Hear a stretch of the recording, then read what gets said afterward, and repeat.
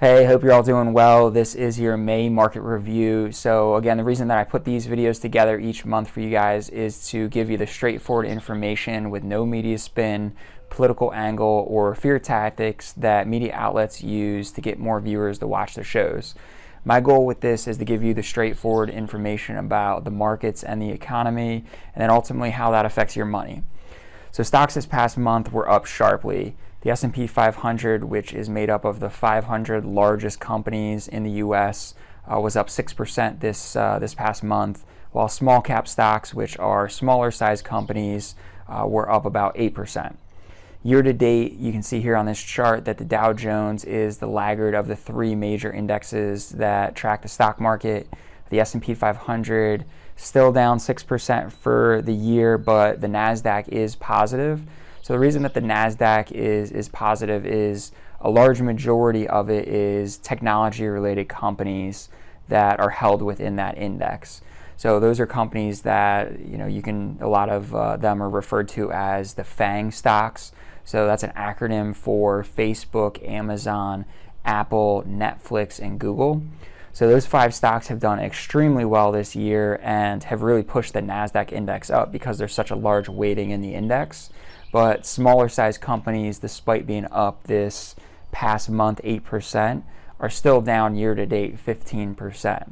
Real estate stocks, which a lot of you hold within your portfolios, or at least a small percentage within your portfolios, those are still down 15% year to date as well, despite actually last week being up 7%. Okay, so what's going on in the economy and how is that going to affect your money that's invested? All right, so this past month, not this past month, but recently, the Federal Reserve has lowered interest rates to near zero. They actually did that a couple months ago, back in March, which helped lower, all interest rates, including mortgage rates. So according to Freddie Mac, seen here on this chart, you can see that the weekly average for a 30-year fixed rate mortgage fell to as low as 3.15% as of May 28th. So you're looking at some pretty cheap rates if you're someone out there that's looking to refi. If you have a rate that's over 4%, now would probably be a good time to look into refinancing that to help save some money on a monthly basis if you're planning on keeping your house for a little bit of time.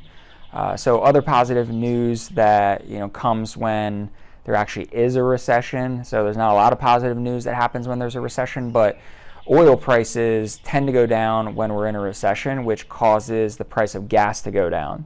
So looking at this chart here, you can see that the price of gas is under $2 a gallon.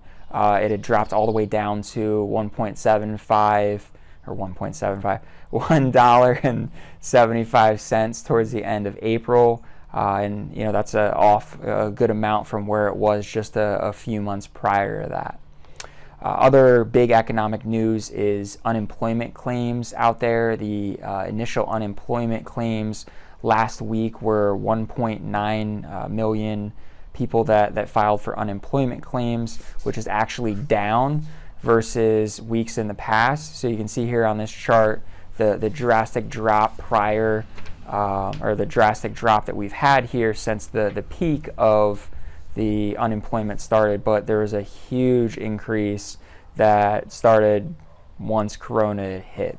So there's a lot of different things here that we can kind of take a little deeper look at. One of them is that there's actually still 20 million people that are unemployed right now, so continually on unemployment. So you can see on this chart the continued claims versus the initial claims.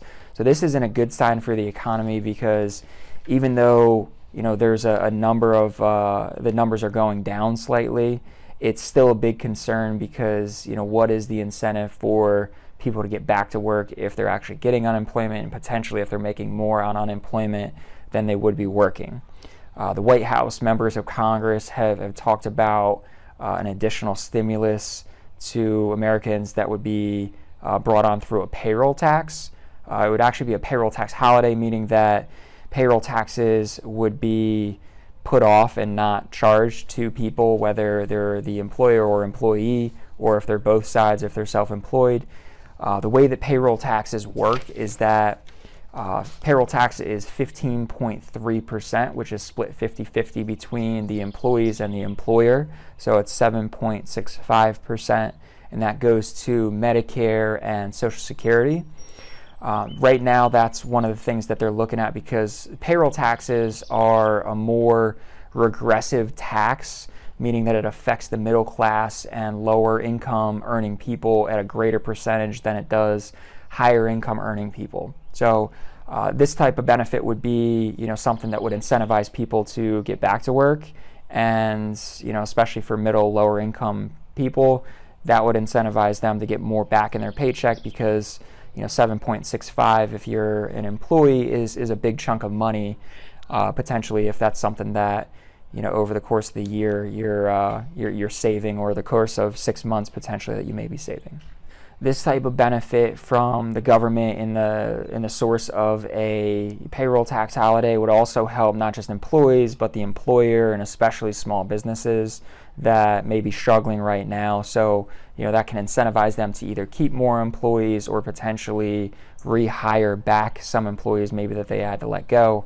But it's another way to help out small businesses as well, with doing the payroll tax holiday. But it's still just an idea that Congress and politicians are kicking around. Okay, so how can those economic factors affect your investments? So if there's a payroll tax holiday, that would be a positive effect, because that would put more money in the pocket of lower middle income earners, and typically these are people that aren't necessarily going to be saving a ton of that additional money. Typically lower income earners especially are going to be spending more of that. Middle income earners generally are in more of the spending camp, versus your higher income earners are going to be more in the camp of saving, where any type of tax break like that generally just goes back into savings. So this is that would be a positive thing for stocks if they did that holiday, where really what that would do is it would drive stock prices up, because ultimately people are out buying stuff. If you're out buying iPhones, that's driving the stock price of Apple up. If you're buying more stuff from Amazon, that's driving the stock price of Amazon up. So those are all good things that could potentially happen if there's more of more tax breaks like that are put out there, or more things that are put back into lower income and middle income earners' pockets.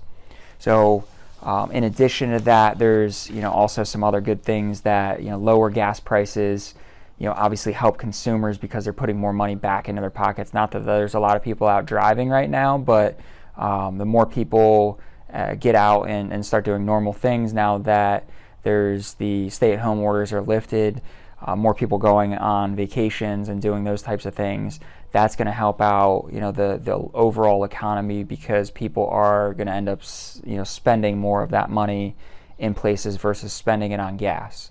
One of the biggest concerns for the slowdown in the economy and the stock market really would just be a second wave of the coronavirus, or potentially some escalating tensions with the U.S. and China.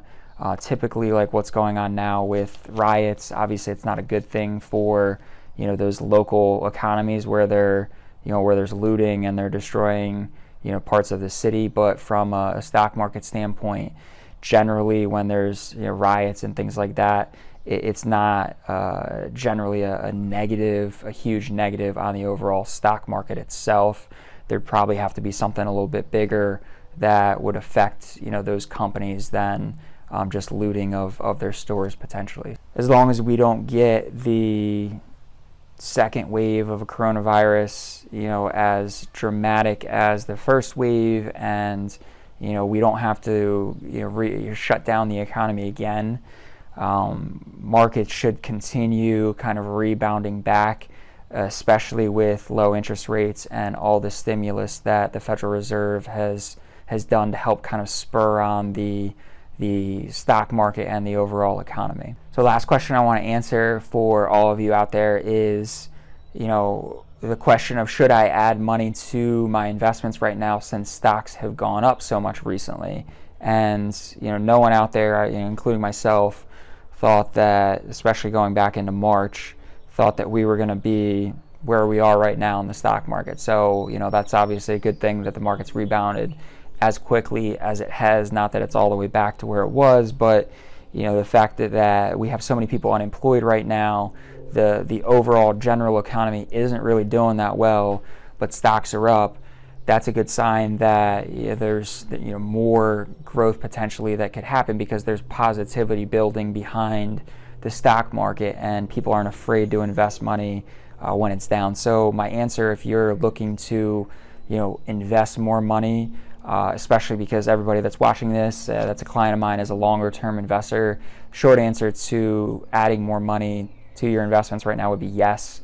The reason being is that if you're a longer term investor, we're looking out 3, 5, 10 years from now to when you're actually going to start using that money, or you may want to start using that money. So if if you have money sitting in the bank, if you got stimulus check and you didn't really need it, a great way to just make more on that instead of leaving it sitting in the bank, because interest rates aren't going to be paying you a lot for a while, or at least for the foreseeable future, would be reinvesting that in something. And give me a call if you want to talk specifically about your account, about different ideas depending on time frames, your goals with what you're trying to do with the money. So, but definitely I would say that adding to the investments right now is a good idea, that, especially if you're a longer term investor. Yes, may there be some type of pullback over the next 6 months with elections coming up, potential for a second wave of coronavirus, of course. There could be that drop off, but long-term investing isn't about timing the market, it's about time in the market. So keeping your money invested and getting more money invested as quickly as possible is the best thing that you can do, because nobody knows what 2 weeks from now, a month from now, 6 months from now, what the market's going to look like.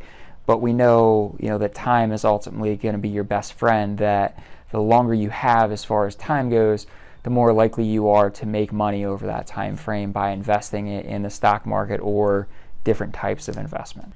If you'd like to do a review of your portfolio or your financial plan, I'm doing in-person reviews this month for the first time in a while. I'm also doing Zoom meetings still. Those are the virtual meetings. So if you'd like to set up a meeting for this month and just review those things, I'd be happy to do that. If you're trying to do, if you'd like me to come to your place or meet up with you and do an in-person review, the only thing I ask is that if we can do it, outside on a porch or a deck or something like that, just to keep in mind with the social distancing aspect. A lot of my clients are, in that higher risk category. So, the last thing I want to do is be that vector just roaming around passing coronavirus to all of you out there. So, if we're going to get together in person, that's the one thing I do ask, is that we can, that we do it, either on a porch or deck or something like that, where it's outside and, we can have that social distancing aspect. So, if you have any questions for me specifically, and we're not getting together to do a review this month, don't hesitate, call, text, email, whatever you prefer. I'd be happy to answer any questions that you have about anything going on in your personal financial life, or just questions about your investments in general. If you have friends, family members, coworkers, or someone that is interested in having a conversation with me about their investments, please don't hesitate to give them my info.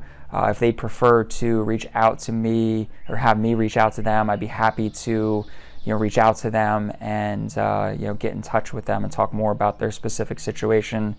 Just get me their information, and I'd be more than happy to do that. I appreciate you guys taking the time to check me out.